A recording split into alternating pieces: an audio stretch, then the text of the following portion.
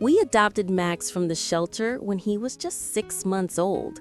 The moment we saw him, this golden retriever puppy with those warm, honey-colored eyes and that permanently wagging tail, we knew he was meant to be ours. From the very first day, Max was everything you'd expect from a golden, pure joy wrapped in fur. He was goofy, endlessly playful, and so full of love it felt like his heart was too big for his body. My husband fell in love with him instantly. The two became completely inseparable.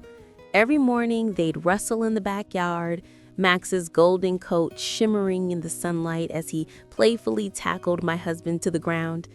They'd go on long walks through the neighborhood, Max trotting proudly beside him, greeting every person and every dog like they were his long-lost friends. And the tennis balls, the tennis balls. Max could chase them for hours, his tail never stopping, his energy never fading. He wasn't just our dog, he was our happy soul, the living embodiment of pure, uncomplicated joy. As the years passed, Max grew from that clumsy puppy into a magnificent 80-pound golden retriever. His playful spirit never left him, but something deeper developed too. A quiet wisdom in his eyes, a gentle understanding of our emotions.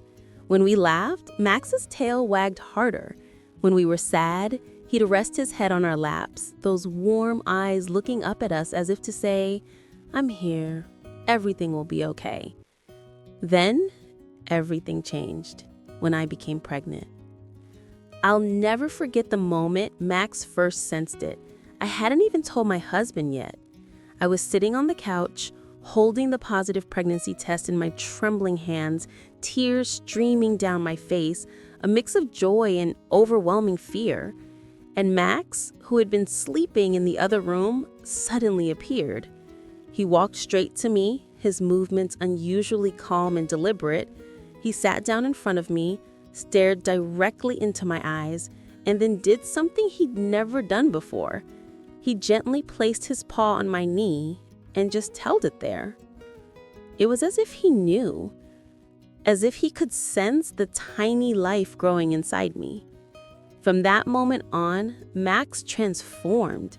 He was still playful with my husband, still chased those tennis balls, still rolled around in the grass with pure abandon. But around me, everything was different. He became my shadow. When I walked to the kitchen, Max followed. When I sat down, Max lay at my feet.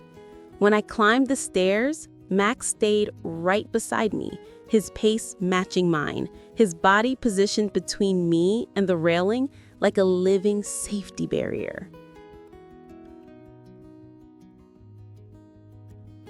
My husband would joke, "I think Max loves you more than me now." But we both knew it wasn't about love. It was about protection, about an instinct so deep, so primal, that Max couldn't help but respond to it. The weeks passed, my belly grew, and Max's gentle vigilance never wavered. Then came the moment that changed everything.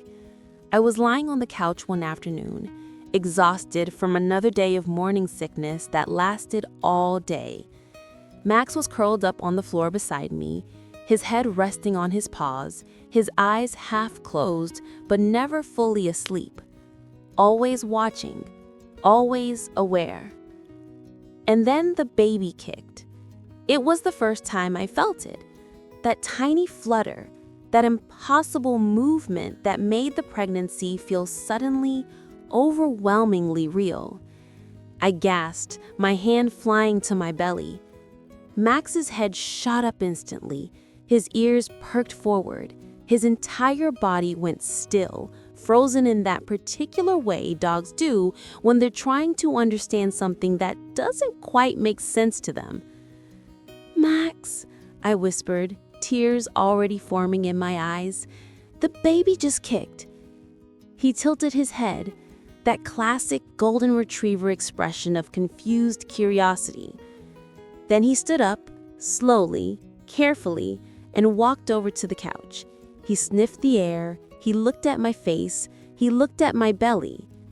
And then, so gently it took my breath away, Max lowered his massive golden head and rested it against my stomach.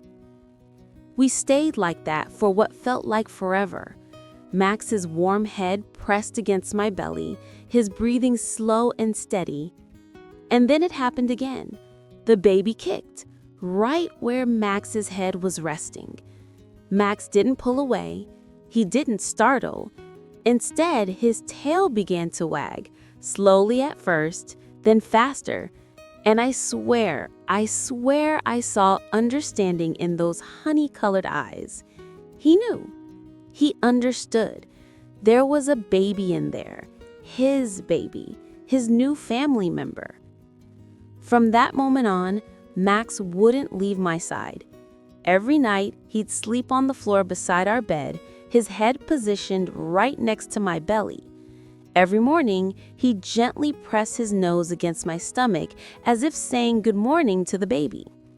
When I'd sit down, Max would rest his head on my lap, his eyes watching my belly like he was waiting for another kick, another sign of life from his little sibling.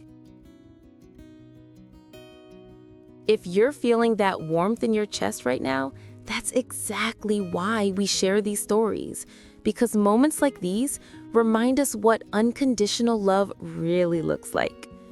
The day I went into labor, Max knew before I did. He started pacing at 2 a.m., whining softly, nudging my hand. 20 minutes later, the contractions started.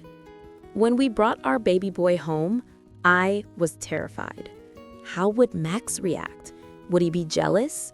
Would he understand that this tiny, fragile thing was the source of all those kicks?